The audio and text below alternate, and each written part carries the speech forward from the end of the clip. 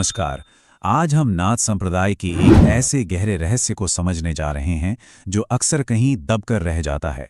ये कहानी है नवनाथों में शामिल एकमात्र देवी द्वितीय नाथ उदयनाथ की। और सबसे दिलचस्प बात, वो कोई और नहीं बल्कि स्वयं माता पार्वती का ही स्वरूप है। हाँ, गुरु गोरखनाथ और नवनाथों का नाम तो हम सब ने सुना है, लेकिन कभी ये सोचा है कि इन महान सिद्धों की परंपरा में एक देवी को इतना बड़ा, इतना ऊंचा स्थान क्यों मिला? आखिर क्या है उनका रहस्य? चलिए आज इसी रहस्य से पर्दा उठाते हैं परत दर पर। तो उदयनाथ की इस पूरी यात्रा को समझने के लिए हमें एकदम शुरुआत में जाना होगा, उस समय में जब वो आदिशक्ति थीं, माता पार्वती। ये कथा उस परम शक्ति की है जिसके बिना सृष्टि की कल्पना भी नहीं की जा सकती। देखिए, देवी का ये जो दिव्य सफर है ना, वो कई रूपों में हमारे सामने आता है। कहानी शुरू होती है जब भगवान शिव ने अपनी ही काया से एक सूक्ष्म शक्ति को प्रकट किया, जिन्हें कहा गया पराशक्ति। यही पराशक्ति आगे चलकर राजा दक्ष की पुत्री सती बनी। और जब अपने पति का अपमान उनसे सहा नहीं गया और उन्होंने आत्मदाह कर लिया, तब वो योग माया कहलाईं। और फिर आखिर में उन्होंने हिमालय की पुत्री पार्वती के रूप में फिर से जन्म लिया। और पार्वती के रूप में उन्होंने वो कठोर तपस्या की, जिसके बाद उन्होंने एक बार फिर शिवजी को पा लिया। विवाह हुआ और वो कैलाश में रहने लगीं। लेकिन कहानी यहां खत्म नहीं होती। असल में ये तो उनके एक महान योगी बनने के सफर की बस एक शुरुआत थी। अब आते हैं कहानी के उस सबसे जरूरी, उस निर्णायक मोड़ पर। वो मोड़ जहां देवी पार्वती का रूपांतरण होता है उदयनाथ के रूप में। और ये सब कैसे शुरू हुआ? ये शुरू हुआ एक दिव्य ज्ञान से, एक ऐसा ज्ञान जिसे अमर ज्ञान कहा जाता है। जरा सोचिए, क्षीर सागर का किनारा, श्रृंग पर्वत का वो एकदम शांत और पवित्र माहौल, उसी परम एकांत में भगवान शिव ने माता पार्वती को योग का वो गूढ़ ज्ञान दिया जो अमरता का रहस्य खोलता है। ये कोई मामूली उपदेश नहीं था, बिल्कुल नहीं। ये तो एक बहुत बड़ी दीक्षा की नींव रखी जा रही थी। तो ये जो बदलाव था ना, ये 4 बहुत ही जरूरी चरणों में हुआ। सबसे पहले जब उन्हें अमर ज्ञान मिला तो उनका हुआ ज्ञानोदय। फिर इस ज्ञान के असर से उनके मन में दुनिया से वैराग्य जागा। इसके बाद खुद शिवजी ने उन्हें नाथ संप्रदाय में दीक्षा दी। और आखिर में, क्योंकि उनका उदय ज्ञान से हुआ था, उन्हें नाम मिला उदयनाथ।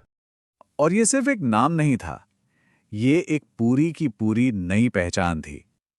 शिवजी ने उन्हें एक नाथ योगी के सारे प्रतीक दिए, नाद, जनेऊ, झोली, खप्पर, मुद्रा, और उन्हें धरती पर एक सिद्ध योगी के रूप में पूजे जाने का रास्ता दिखाया। तो अब उदयनाथ के रूप में उनकी शक्ति और उनका अधिकार, इसका पहला प्रमाण कब मिला? तब जब उनका सामना हुआ खुद महायोगी गुरु गोरखनाथ से। और ये कोई आम मुलाकात नहीं थी, ये तो 2 महाशक्तियों का आमना सामना था। ये जो किस्सा है ना, बड़ा ही अद्भुत है। एक तरफ गुरु गोरखनाथ अपनी गहरी समाधि में डूबे हुए थे और तभी उदयनाथ जी ने उनकी परीक्षा लेने का सोचा। उन्होंने एक बेहद खूबसूरत मोहिनी का रूप धर लिया। लेकिन भाई, गोरखनाथ जी की सिद्धि भी कोई कम नहीं थी। जैसे ही उनकी समाधि में बाधा आई, उन्होंने बस एक नजर से उस मोहिनी रूप को बेलपत्रों से ढक दिया। गोरखनाथ की ये साधना, ये स्थिरता देखकर उदयनाथ जी बहुत खुश हुईं। उन्होंने तुरंत अपनी माया समेटी और गोरखनाथ को अपने असली यानी माता पार्वती के दिव्य स्वरूप के दर्शन दिए। तो ये जो परीक्षा थी, ये सिर्फ गोरखनाथ की नहीं थी, इसके जरिए उदयनाथ के अधिकार की भी स्थापना हो रही थी। और इस दिव्य भेंट का एक बहुत बड़ा नतीजा निकला। उदयनाथ जी ने गुरु गोरखनाथ को अपने रक्त के प्रतीक के तौर पर भगवा वस्त्र दिए। पता है, आज भी नाथ योगी जो भगवा वस्त्र पहनते हैं ना, वो उसी महान घटना की याद दिलाते हैं। उनकी तपस्या कितनी शक्तिशाली थी, इसका अंदाजा बस एक नंबर से लगा सकते हैं। अलवर के पास एक गुफा में उन्होंने 60,000 वर्षों तक, जी हां, 60,000 वर्षों तक कठोर तपस्या की।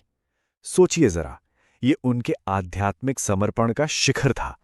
लेकिन उदयनाथ जी सिर्फ एक सिद्ध योगी नहीं थीं, अरे वो तो खुद सिद्धों की मार्गदर्शक थीं। उनकी भूमिका कह सकते हैं कि गुरुओं के भी गुरु जैसी थी, वो जो पूरे संप्रदाय को दिशा दिखाती थी। एक बार त्र्यंबक महाकुंभ का अवसर था। वहां सभी नवनाथ और 84 सिद्ध सब इकट्ठा हुए थे। तब उदयनाथ जी ने उन्हें योग का असली मतलब समझाया। उन्होंने कहा कि साधना का मूल आधार तो बस ये 4 चीजें हैं: दया, क्षमा, शांति और कृपा। और ये सिर्फ बातें नहीं थीं, उन्होंने अपनी योग शक्ति का प्रदर्शन भी किया। सभी सिद्धों को अपने उस विराट रूप के दर्शन करवाए, जिसके पैरों में पाताल, गर्भ में मृत्युलोक और सिर में पूरा का पूरा ब्रह्मांड समाया हुआ था। ये साक्षात प्रमाण था कि वो ही परम शक्ति हैं, वो ही पराशक्ति हैं। इतना ही नहीं, उन्होंने कई सिद्धों को व्यक्तिगत रूप से भी मार्गदर्शन दिया।